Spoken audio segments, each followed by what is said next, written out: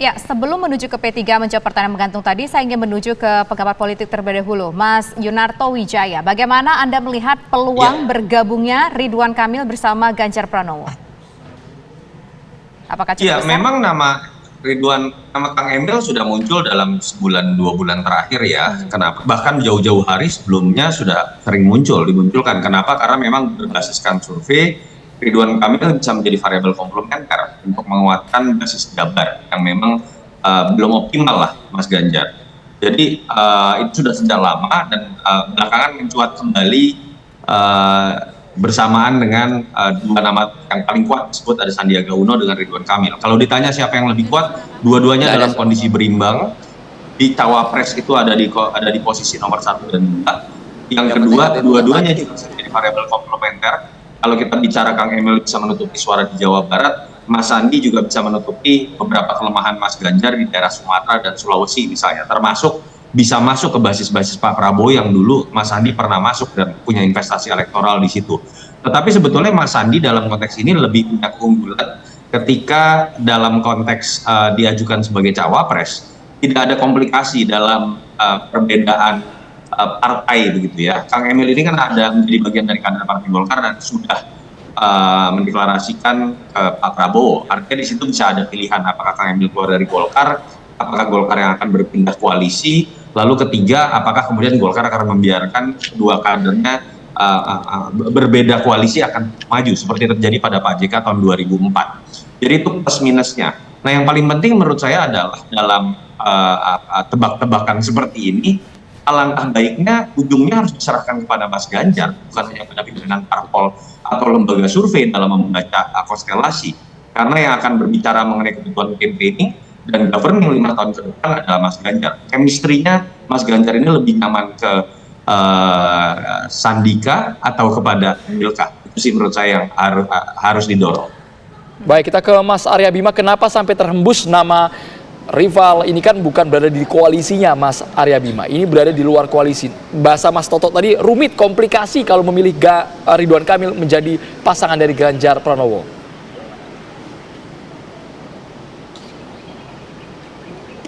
Ya, kalau mengenai muncul tenggelamnya capres cawapres di dalam satu kontestasi sampai bulan November nanti kan pasang surut ya. Saya tetap melihat bahwa hari ini Kang Ridwan Kamil dibicarakan di media terkait dengan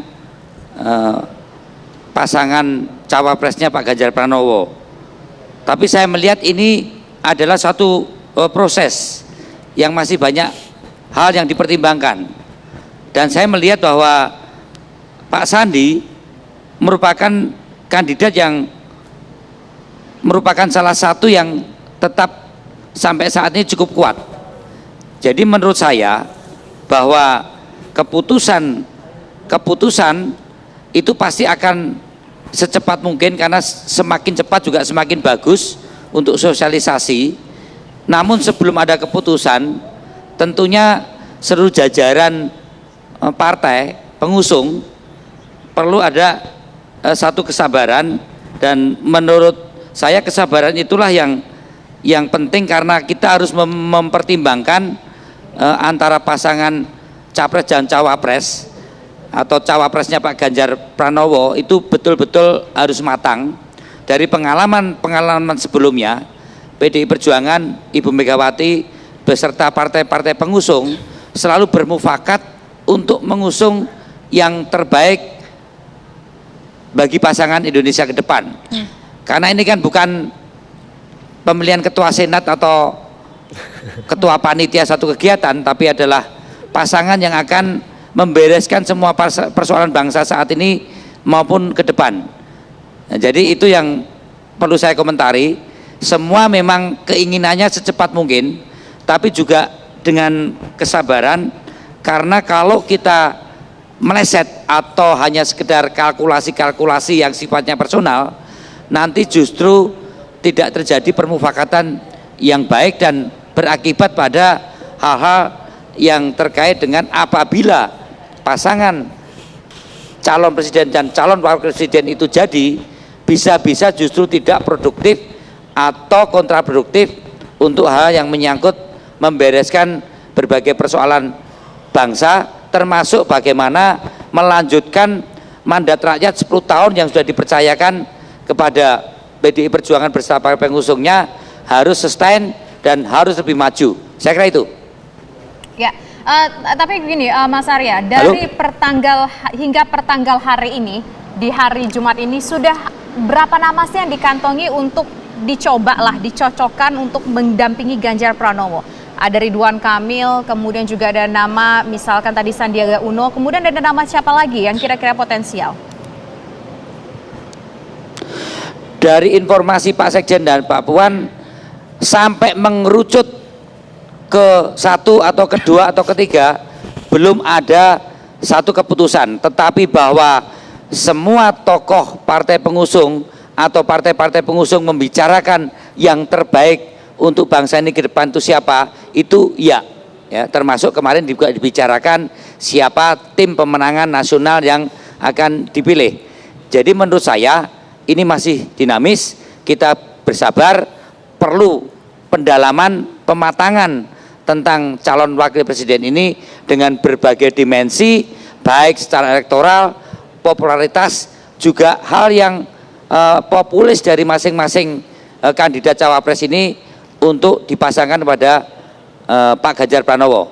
Menurut saya tadi, seperti saya katakan tadi, antara Pak Sandi yang dibicarakan hari ini dengan Mas Ridwan Kamil masih 50-50 dan sama-sama kuat.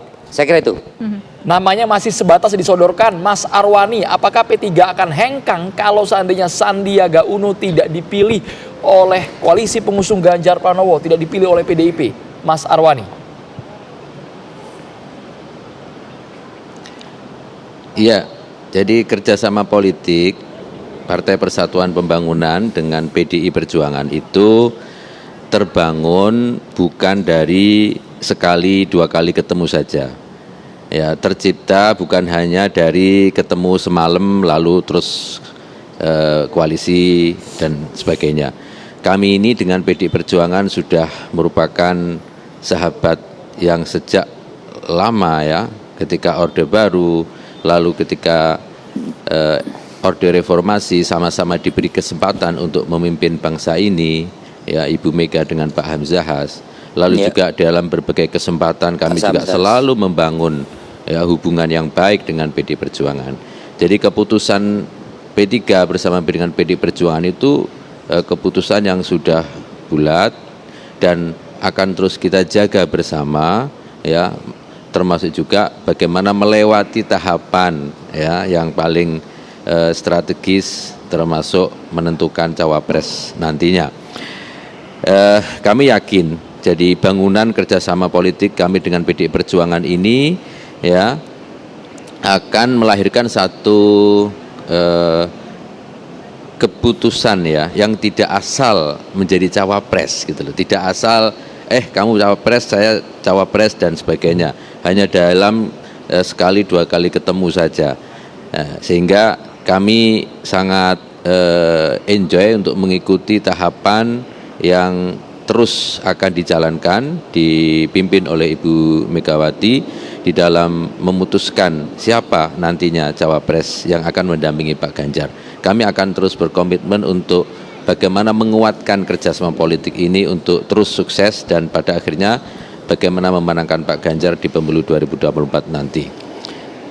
Oke, baik. Nah, sekarang kita ingin tahu seperti apa nanti hitung-hitungannya kalau kita bicara dua nama lah di sini, Ganjar Pranowo, kemudian bersanding dengan Sandiaga Uno ataupun dengan Ridwan Kamil. Yang mana yang akan memberikan keuntungan paling besar bagi Ganjar Pranowo? Mas Toto, seperti apa hitung-hitungannya? Nanti usai jeda berikut kami kembali sesaat lagi.